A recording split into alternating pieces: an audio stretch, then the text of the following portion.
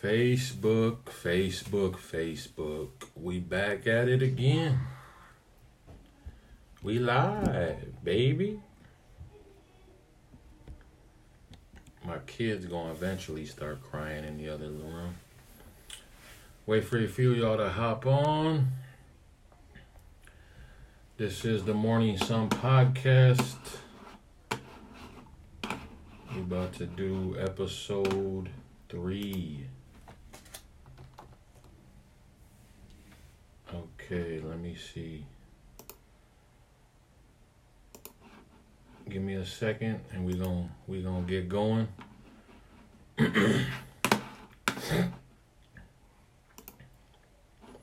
Well, welcome to the Morning Sun Podcast. I'm your host, TJ Two Braids.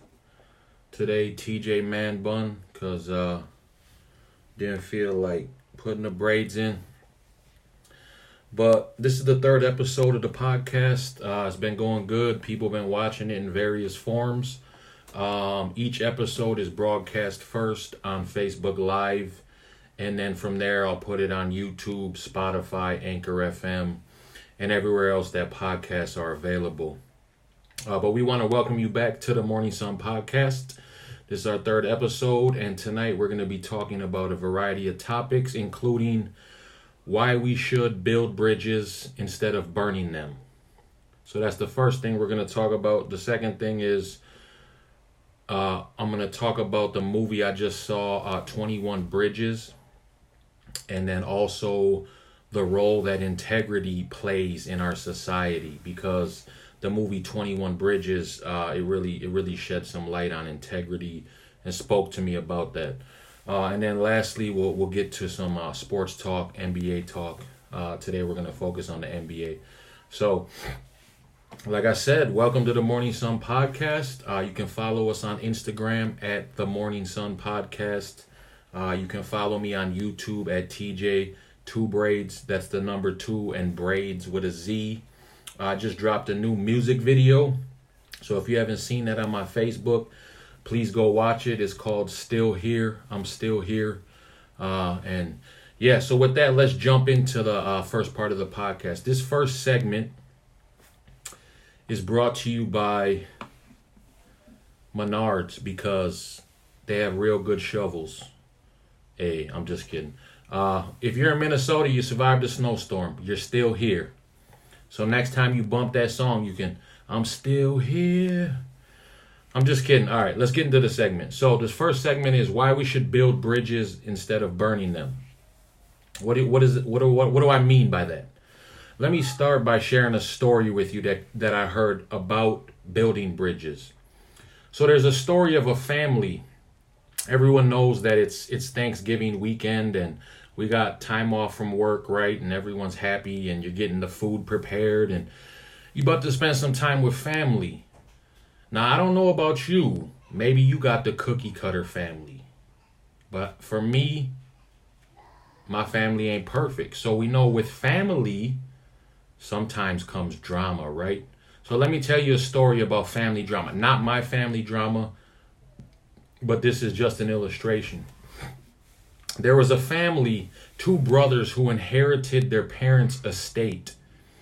So there's these 2 brothers, they inherit their parents' land. They live on the land, they live off of the land, they build their houses right next to each other. They're just living life. They're having a good time. Oftentimes you can hear them laughing and having games and family fun and events and dinners together. And, they raise their kids side by side. They live with each other. They get married and their wives are together. And it's just one big piece of land where these 2 brothers live and they've inherited from their parents. But like all families, they have a disagreement. Doesn't matter what the disagreement is, that isn't important. But the point of it is the disagreement becomes so bad that the 2 brothers decide, the older brother decides that he's not going to talk to his younger brother anymore. And so they cease talking to each other. No more coming over for dinner. No more coming to kick it. No more game nights. No more parties. And pretty soon he says, you know what? Oh, and I forgot to mention that in between their two houses, there's nothing there, right? And the brother says, "Well, you know what? Because we're not talking no more, I'm gonna build a little river in between our houses, and that way, I don't have to see my brother no more. He can't get to my side of the land." So he builds a little river. He has someone come and build a little river, and he doesn't want to speak to his brother anymore. And this goes on for years. They just have resentment, bitterness, anger, unforgiveness towards each other. And then one day, the younger brother says, "You know what? If my brother thinks he's going to one-up me, you know what I'm going to do? I'm going to build a wall so that I don't even have to look at his property." and pause. Some of us, we get that petty sometimes, if we honest. But he says, "You know what? I'm going to hire a handyman to build a wall so that I don't even have to look at my brother's house." So he hires a handyman, sets up an appointment, gets on the phone, Googles it up, finds the nearest handyman, tells him to come over. The handyman comes over. He says, "All right, I want you to build me a wall that's high enough that I don't have to see my brother's property." So he says, okay, I can do that. And he says, "I'm going out of town. I'll be back in a week. I'm going out of town. Maybe it's the holiday season. I'm going out of town for Thanksgiving. Going out of state. Getting out of this dang snow. I'll be back in a week." The younger brother comes back in a week. And to his surprise, the handyman built something, but it was not a wall. You know what he built? He built a bridge. He built a bridge over the river to his brother's property. And so the younger brother's shocked. He's kind of angry, doesn't know what to expect. He says, "I'm going to go out and check this out." He goes over there, and as he's getting ready to go up to the bridge, he looks up and he sees his brother, his older brother, standing in the middle of the bridge. And the older brother says, "Younger brother, what were we fighting over? What was the point of this? Let's let it all go in the past. Let's just forgive each other and start afresh, start new." And the younger brother, of course, just plays along like it was his idea the whole time. And so they reconcile. And once again, you can see them having dinner together and family night and games and parties. And a few days later, the younger brother calls the handyman over again. And he says, "You know what? I like the work you do. I got some more work for you. Could you stick around and do some more jobs for me?" And the handyman, he says, "I'm sorry, I can't stick around. I got a lot more bridges to build." Now think about that story. He was hired as a handyman to build a wall because his brother hated his other brother so much. Because this brother hated his other brother so much that he didn't want to even look at his property. And he could have said, "You know what? I'm just going to do what I'm paid to do." Like many of us. I'm just going to go to work. I'm just a teacher, just a bus driver. I just work at Walmart. I just work at this youth center. I just do whatever I do. And, I'm just going to do what I do to get paid, and that's it. But instead, he says, "You know what? This family's really jacked up. They don't need me to build them a wall for more separation, more resentment, more unforgiveness. They need a bridge." And so he builds them a bridge. Changes their life forever. Why do I share that story? I share that story because we need to be bridge builders. We need to be building bridges in our society. There's so much hate. There's so much anger. There's so much animosity, racism, division, politics, news, all of these things that are trying to divide us. And yet, how can we, especially as Christians, I'm a Christian, I'm a believer, how do we as believers build bridges? And what type of bridges should we be building? So briefly, the first bridge we should be building is a bridge for the lost to hear the gospel. Are we building bridges so that the lost can not just hear the gospel, but they can understand it? That it makes sense to them, that they're fully aware and fully clear and that it's a clear message of God's love and God's grace? Are we building bridges for the lost to hear the gospel? So many times we make sharing the gospel with people so difficult.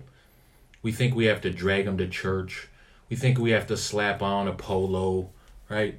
We think we have to make sure that they don't cuss around our Christian friends, or they don't smell like alcohol, or they look a certain way. Jesus was with all types of people, man. Homeless, dirty people, lepers. You ever think of what a leper is? A literal outcast to every society. Just totally outcast. Nobody wants to be around them at all. Jesus was with those people. Jesus was with the rich, the tax collectors. Jesus was with the prostitutes. Jesus was with the teachers.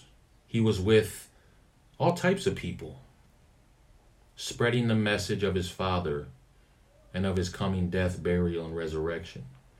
And how did he do it? He did it by being in relationship with people,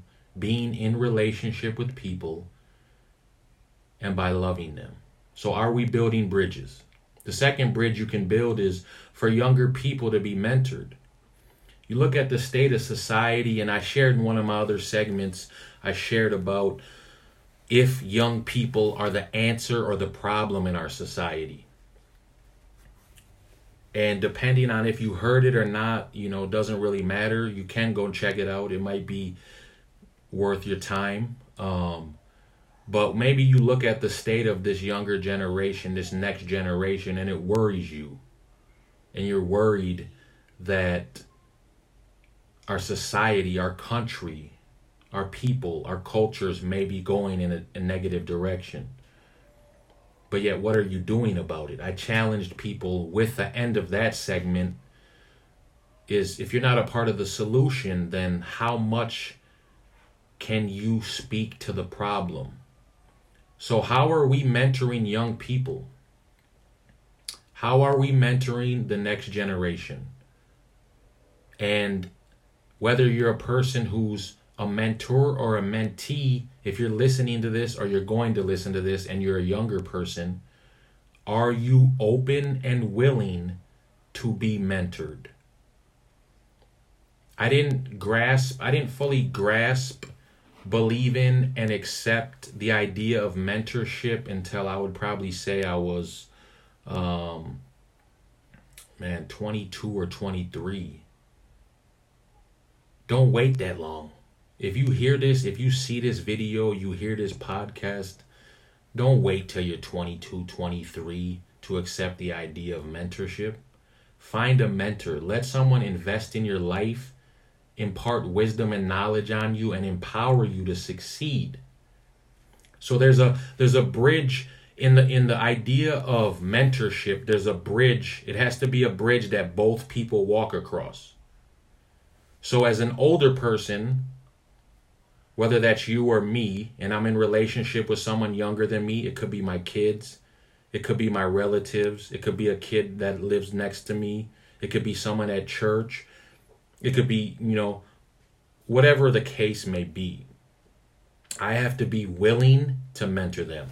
I have to be willing to take time to actively impart my wisdom and knowledge on them, to challenge them, to push them, to help them, not to necessarily enable them and do all the work for them, but to be a resource so that they themselves can begin to do that work in their life. And then as a young person, you have to be willing to be mentored. When someone challenges you, when someone tries to hold you accountable, when someone tries to coach you, guide you, or lead you, as a young person, you have to be willing to accept that mentorship. And it doesn't mean that your mentor is perfect or has all the answers. But if you're not willing to be mentored, then you're not walking along that bridge too. The bridge has to be both people coming and meeting together, like the story I shared. And so how are we building those bridges? That's something you should think about. If you're ever interested in mentorship, if you're ever interested in becoming a mentor, I run a mentoring program at the Little Earth Boys and Girls Club. Peep the Polo. I would love for you to be able to invest in a kid's life. And more importantly, they would love that. It's important. But we have to be willing. We have to take time. It's a sacrifice, right? It's a sacrifice to mentor someone, and it's a sacrifice to accept mentorship. Yet I believe that at the very core, that's one of the staples that's going to put our next generation into a place to succeed in life. And then the last bridge that we should be building is for our relationships to flourish. So is there anything in our lives, in our relationships, whether it's with our siblings, our friends, our boyfriend, our girlfriend, our parents, our teachers, our coaches, whoever it is, are those relationships flourishing, or has a bridge been broken, or does a bridge need to be built? Is there any type of resentment in your life, animosity, unforgiveness, some deep wound that someone said something to you, they did something to you, they betrayed you, maybe you said or did something to someone that you shouldn't have, and you want to fix that relationship, but you don't necessarily know how? I would challenge you to even think about that as we prepare. Most of us, not everyone celebrates Thanksgiving, and that's fine.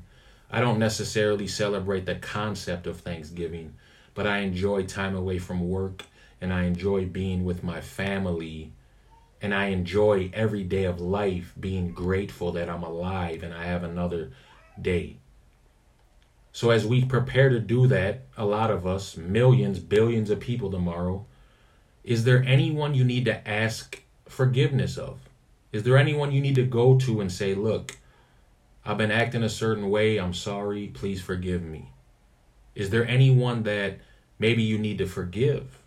And maybe they may or may not ask for forgiveness, but yet you need to forgive them. Because here's the thing about forgiveness. Someone can wrong us, but that doesn't stick with them forever, right? Say you're on the playground in 6th grade and someone punches you in the face, right? Breaks your nose. That person probably ain't going to think about that for the rest of their life, but you might be angry about it, right? Someone cuts you off in traffic, you can just let it go, or you can let it ruin your whole day, right? If you're the one holding on to it, unforgiveness really is only hurting you. It's not hurting the person that hurt you. Doesn't mean that what they did is right, acceptable, or that you should just be trampled on and let people walk all over you. But we must forgive. And so, are all of our relationships flourishing? Or is there some work that we could do? Something to think about. So, that's the first segment. That is the segment on building bridges. I'm your host, TJ Two Braids. This is the Morning Sun Podcast, episode 3. You can follow us on Instagram at the Morning Sun Podcast. You can follow me on YouTube at TJ Two Braids. Check out my new music video. It's called I'm Still Here. Follow me on Instagram at TJ Two Braids. Do something for a native this month. Do something for a native. Thank a Native Day is tomorrow. So we're going to get into the second segment. We were supposed to have a special guest here, but things happened. I won't say no names, but they know who they are, and they know that they should be here. I'm just kidding. But the second segment I want to get into is about the movie 21 Bridges. It's a new movie that just came out with Chadwick. I don't want to butcher his name, so I'm going to Google it. The dude from Black Panther. And I know that's kind of unfair. He's always known as the dude from Black Panther. But I know his first name's Chadwick. I know that. Chadwick Boseman. So there's a new movie out. It's called 21 Bridges, and it's with Chadwick Boseman. And it's a phenomenal movie. I liked it. I mean, I love movies in general, so maybe you don't think it's that great, but I thought it was good. I don't want to give you talk, for 20 minutes about the movie, but more about the synopsis of the movie and the way that it spoke to me.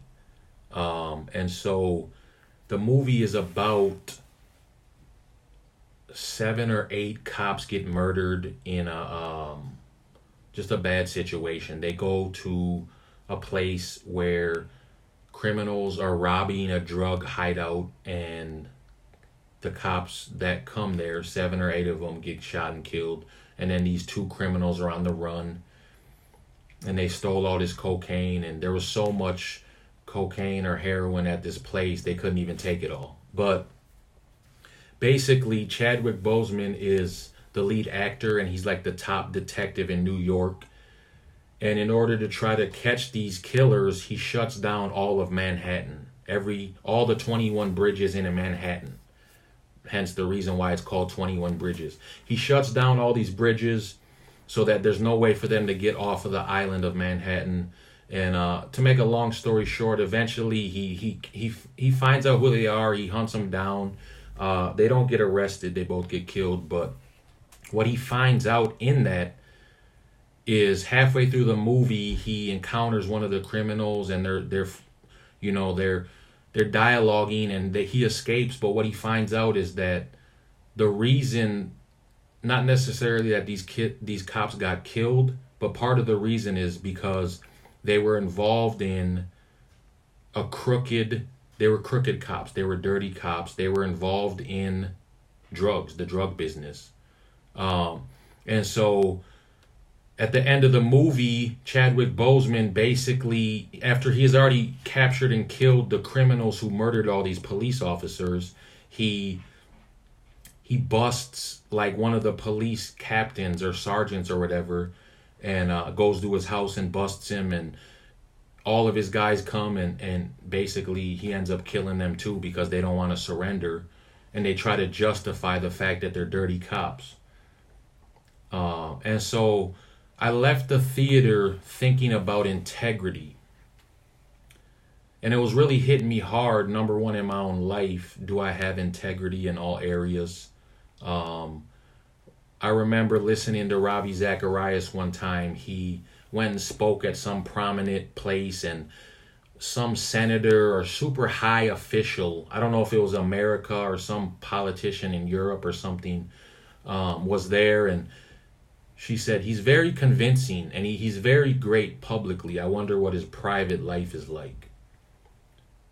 And so I think about integrity. Do we have integrity? Do I have integrity? I left the theater thinking about integrity.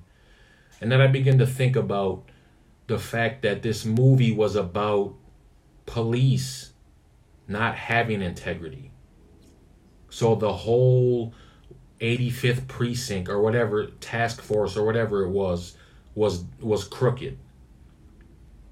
Now, I'm not going to get on the subject of crooked cops and police brutality, but I am going to get on the subject of people in authority and leadership who have high standing roles, and then they don't have integrity. Does our society have integrity? Is our society losing integrity, or has it already lost it? You think about integrity in everyday life. It's easier to have integrity in public even. But in private, when no one's around, do we have integrity? And especially as a Christian, one of the biggest knocks on our belief is the fact that we profess many things with our lips, but the actions of our eyes, our heart, our hands, our feet, our mouth, many times say the complete opposite thing. And so we take the label Christian, but our lifestyle doesn't follow up and match that. Even in you even think about the issue Native people have with Christianity. What is the issue they have? So now I'm going to speak to 2 people groups here. I'm going to speak to Christians and Native people. and this is my personal opinion that I believe to be fact, which most of us believe our opinion is fact. But what is the issue Native people have with Christianity? The issue is that Christians, quotation marks, labeled Christians, people who take the title, came in the name of Christ and did atrocious things. But Jesus didn't do that. And more importantly, the Bible doesn't condone those things. But they took the title and they took the authority of Christian or priest or pastor and then did these atrocious things. So the issue isn't necessarily with Jesus, because Jesus, to me, is the greatest person that ever walked the earth. He's the most moral person in the history of humankind. Many of his teachings set up the very moral standards of our country. But the issue is with integrity. You said this is what you were, but look what you did to us. Why would we ever follow you? Same thing with the police in this movie. You're supposed to be a cop. You're supposed to bust drug addicts. You're supposed to bust dope spots. Here you are running the drugs around the streets. People have issues with the president. They have issues with pastors. They have issues with teachers. We have all these politicians, actors, movie stars, rappers, athletes, teachers, all of these, whoever it is. And then we see that they have a moral failure. We see that something happens in their life where their integrity is either brought into question or totally it shows that they don't have any integrity. So who can you trust if the leaders and key figures don't have integrity? Something to think about. Who can you trust? Maybe that's the reason why, a reason, I don't want to say the reason. That's bad. That's a bad analogy. One of the reasons why there's so much division, why our country is the way it is, why people don't vote. For instance, I don't think I voted every time I was eligible to vote, but I voted in the past 2 presidential elections. But every time I vote, in reality, deep down to me, it seems like a waste of time. Because I look at, for instance, the 2 top candidates that the free world gave us. Donald Trump and Hillary Clinton. Those were the top 2 candidates that the known free world, the greatest country on earth in human history, those are the top 2 candidates that you could give us. All the issues that come with Donald Trump, all the issues that come with Hillary Clinton. And what does it go back to? It goes back to integrity. Who has it? Who doesn't have it? Yeah. So I'll end this segment with a story. I was at North Central University, my alma mater. I'm an alumni. And this is not a knock on the university, so don't get me wrong. But I was in an ethics class of all places. I was, I believe, a senior. I might have been a junior, but I believe I was a senior. We're in this ethics class, and we had to do group presentations, right? Group presentations. Everyone loves them. Yay! We do these group presentations, and one of the groups goes up there, and to start their presentation, they show this video of all these little red Indians running around making fake war chants, and it was just totally racist and dumb. It was just they thought it would be funny. I don't know why they thought it would be funny, but it was insensitive, pretty much racist, and really, really ignorant. Now, of course, at this time, I'm the only Native American in the school, at least identifying Native American. There might have been people who maybe were part Native, but they didn't really identify that way. I'm the only Native American pretty much in the whole university. And I was angry. But here's the thing. Number one, people always think I'm more angry than I am because I'm 6'3", 270 pounds. People think I'm scary looking. People say I don't smile enough, right? I got approved to be a church planter. So if you don't know, we're gonna be looking at planting a church within the next year. But one of the knocks in my assessment for that was you don't smile enough. So people already think that I might be angry, but I wasn't. I was irritated at this situation. And after the class, I said, "Professor, could I talk to you?" And this group over here, right, pointed to them, you guys. And after class, everyone leaves, and I said, first of all, what you showed in that video was insensitive and racist to my people. And you thought it was a joke, like it was funny.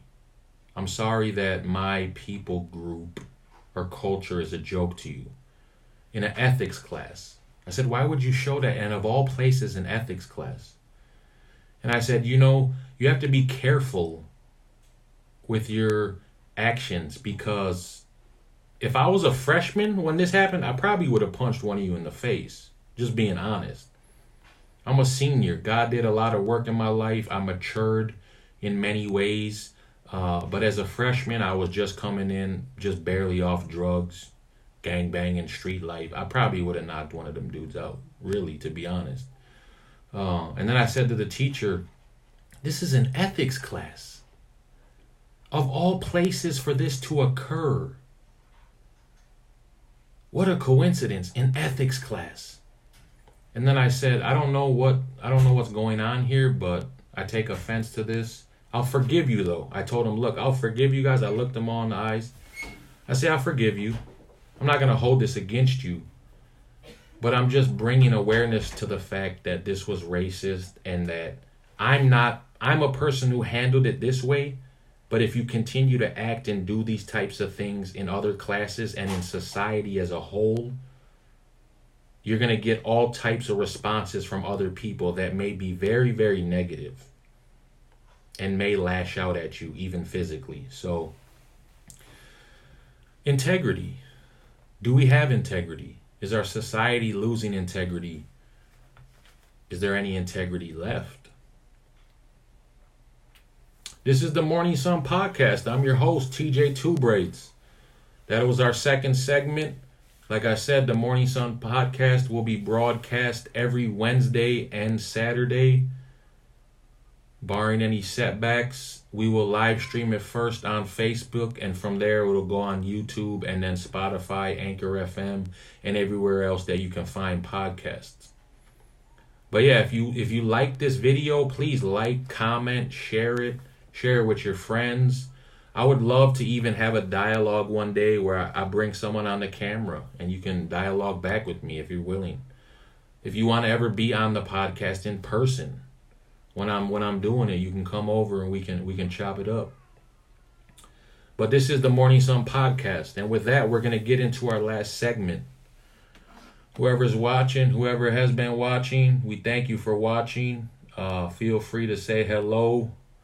Hope everyone's going to enjoy their holiday weekend, time with family. Why don't you go ahead, if you watch, and comment your favorite thing you finna eat tomorrow. Me, I bought this pumpkin pie that already came with whipped cream and some type of caramel brulee on top or something. I don't know what it is, but that mug look fire. So our last segment is about the NBA. We're going to get into a few things. Number one, are the Lakers better than the Clippers? Second thing, who do I think is the MVP? Thank you, Dad. How you doing, Dad? We'll see you tomorrow. And then the third thing, why did Vlade Divac not draft Luka Doncic? Only because he didn't like his dad, apparently. And then last, should the NBA change the season and playoff format? So, with NBA talk, I love the NBA. Basketball is probably my favorite sport to play, even though I was better at football. I like to watch football more, though, too. But are the Lakers better than the Clippers? I see a lot of people saying a lot of things, and of course, because the Lakers have a better record, we think that they're better. But really, in reality, I mean, you got to look at it. The Lakers are 15-1 or 15-2. They won 8 games in a row. Oh, that's pretty good. But my dad said he's looking for the pot. It'll be there tomorrow, man. I promise. The Lakers are 15-2. They're off to a hot start. I just saw something the other day. It showed the other 3 times that LeBron James led teams got off to this hot of a start. They didn't even make the finals. So the regular season means virtually nothing. It doesn't matter. In the NBA, it doesn't really matter. It's too long, in my opinion. But the Clippers are 13-5. They've won 6 games in a row. Paul George obviously was hurt for a while, and so was Kyle Kuzma on the Lakers, so I'll give him that. But I don't believe Kyle Kuzma is anywhere near the player Paul George is, especially defensively. So there's that to take into account. But when you look at defensively and you look at playoff experience, defense, and then bench, who do the Lakers have on the bench that could match a Lou Williams? We all know, if you watch basketball, Lou Williams should be a starter. He would start on any other team in the NBA, and yet he's just like Manu Ginobili. He's willing to come off the bench and basically dominate every time he's on the floor. And also with Montrezl Harrell coming off the bench. I mean, who do the Lakers have coming off of the bench? Dwight Howard? Who do the Lakers have coming off the bench that can match that? And then secondly, you look at defensively. Kawhi Leonard has always given LeBron problems, even in 2014 or whatever year it was when the Spurs beat the Heat in the finals. Kawhi Leonard was finals MVP. Not only that, but Kawhi Leonard and Paul George can take turns guarding LeBron. So you look at a defensive aspect, I think the Clippers are by far the best defensive team in the NBA. It'll be interesting to see, but I personally believe that I don't know if the Lakers will even make it to the Western Conference Finals, to be honest with you. That's just my opinion. You can call me a hater. But the fact is, Anthony Davis has done nothing in the playoffs in his career. What has Kyle Kuzma done? You got Rondo, who's a champion. You got LeBron, obviously, who's great. You got Danny Green. I'll give him that. Danny Green was a solid pickup. Boy, that man is cold with a heck of a playoff resume. But on the flip side, you look at the Clippers, I just think they have what it takes. So I think the Clippers are better. Would it be cool to see them in the Western Conference Finals? Obviously, of course it would. And yet you look at the other 2 teams that I think could possibly get there. I think the Clippers are going to the Western Conference Finals for sure, barring injuries. And then I think the Lakers could, but I like the Nuggets. I think the Nuggets have a chance. The Nuggets were 1 game away from the Western Conference Finals last year without Michael Porter Jr., who they have now. You look at the Nuggets and Jokic and just their depth and talent. Man, the Nuggets look real tough. What they'll do, I don't know. I think the Nuggets could give the Lakers a problem in the playoffs. Now, of course, we don't know if they're going to play each other. Maybe the Nuggets will have to play the Clippers, but I don't think the Rockets have what it takes. The Jazz are a team that I think people sleep on. They could possibly do it, but that's barring a lot of things. Is Rudy Gobert going to stay out of foul trouble? And then from there, I mean, you got the Wolves in 7th place. They're not going to the Western Conference Finals, even though I love them. The Suns are surprisingly good. It'll be interesting to see what direction their franchise goes. But are the Lakers better than the Clippers? I think no. I don't think so. I think the Clippers are better. I think the Clippers and the Bucks will probably be in the finals. Although I think it would be cool to see the Celtics get there too. I didn't realize the Miami Heat were 12-4, so that's crazy. So yeah, I think the Clippers are better than the Lakers. Now to the MVP talk, is it going to be LeBron or Luka? Personally, I'm tired of seeing LeBron. That's just my opinion. I hope it goes to Luka. You look at the stats though, Luka is doing stuff that nobody ever did. I mean, even in some aspects, more than LeBron. So I mean, it's kind of crazy to think about that Luka Doncic is only 20 years old. And I was trying to tell people about this boy, but like a lot of things that your boy Two Braid says, people don't listen. So you look at Luka Doncic, he's averaging 30 points a game, 10 rebounds, and 9.5 assists. It's just insane to think about. And he has the Mavericks sitting at 11-6, which that in and of itself is just nonsense. Excuse me. Nobody thought the Mavericks were going to be that good. And then you look at LeBron's stats. LeBron is probably very similar in stats. He's averaging 25 points, so 5 less points, 7 rebounds, so 3 less rebounds, and then 11 assists. So an assist and a half more. Now he has his team with a better record, but overall, I don't know if you've watched any NBA over the last month, but Luka Doncic is balling like crazy. If you're watching this and you have yet to give me a Christmas gift, I will gladly take a Luka Doncic jersey. Next time my wife and I go visit her hometown of Dallas, Texas, hopefully it will be to obviously see her family, but also see your boy Luka. So I think Luka's gonna be the MVP, barring somehow where he just falls off. I don't think that's gonna happen, but Luka Doncic MVP. You heard it here first. And a little bit more about Luka Doncic. I just saw a report that came out. It said that Vlade Divac passed on Luka Doncic in the NBA draft because he simply didn't like Luka Doncic's dad, which I find funny for this episode. So let me Google something real quick so I can read it to you. I find it really, really funny that I'm talking about this during this episode, because what did I talk about in the first segment? Building bridges, getting over your resentment, your anger, your unforgiveness, your dislike for people. It says, at age 20, Luka Doncic is already the kind of player that can win MVPs and turn his team into a contender, a franchise cornerstone. Anytime a player like that doesn't go number one in the draft, especially when he comes in with that level of hype.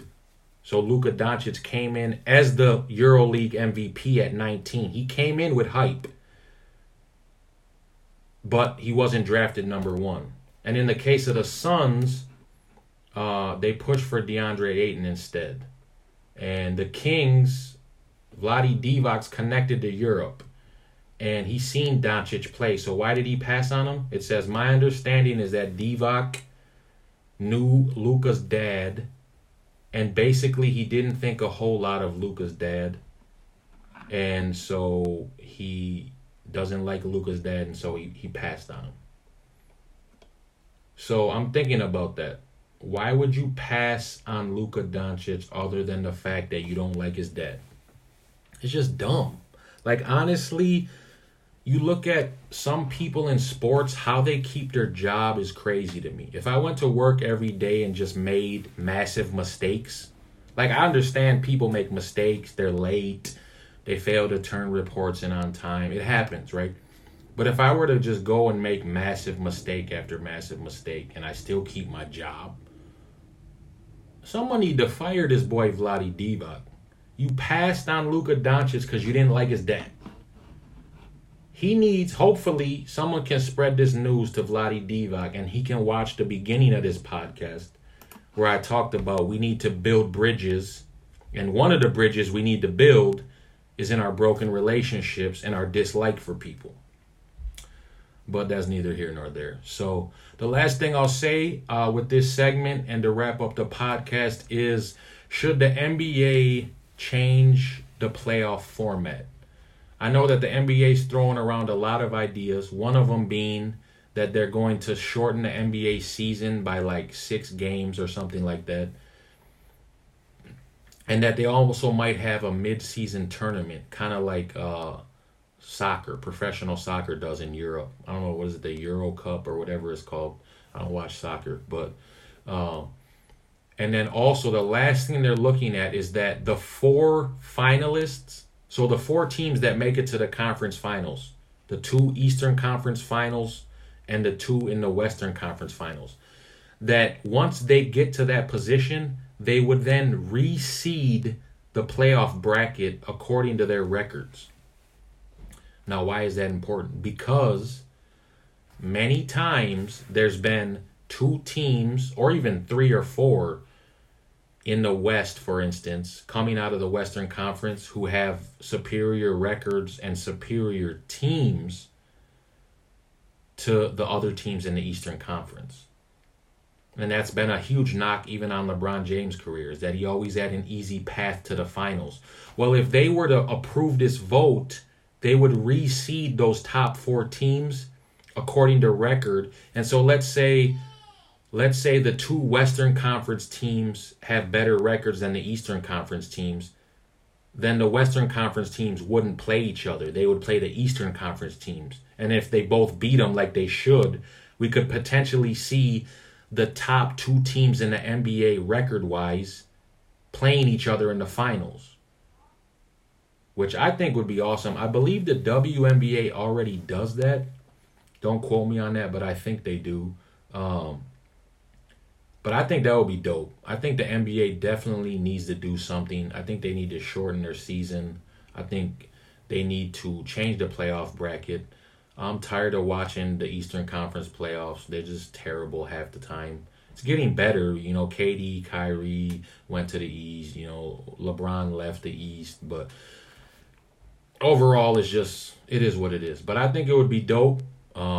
Feel free to like, comment, share this podcast. Comment, what do you think? Should they do it? Should they reseed the top 4 teams to make the NBA playoffs more exciting? I don't know why they're not exciting enough, but I love basketball, so I'm biased. But this is the Morning Sun Podcast. I'm your host, TJ Two Braids. I want to thank you for taking the time to listen, watch this. Make it a part of your day. We will be broadcasting every Wednesday and every Saturday. And the goal is to have a special guest next time. I know I said that this time, but things happen. It's all good. The podcast will first be on Facebook Live, and then from there it'll go to YouTube, and then it'll go to Anchor FM, Spotify, and everywhere else that you can find podcasts. With that, man, follow us on Instagram at the Morning Sun Podcast. Follow us on YouTube at TJ Two Braids. Share this with your friends. Like, comment. If you have any ideas on any topics you'd like to hear about, whether it's society, culture, news, sports, politics, we'd be happy to have that on the show. And last but not least, man, I hope y'all enjoy your break. Hope you enjoy Thanksgiving, or if you don't celebrate it, I just hope you enjoy time off. Be around your family, love each other. Even if you don't agree with the concept of Thanksgiving, it's always great to be thankful that we have another day of life to live. And so with that, man, I'm going to get out of here. Y'all enjoy your night. Feel free to like and share this podcast. Y'all be blessed, man. Peace.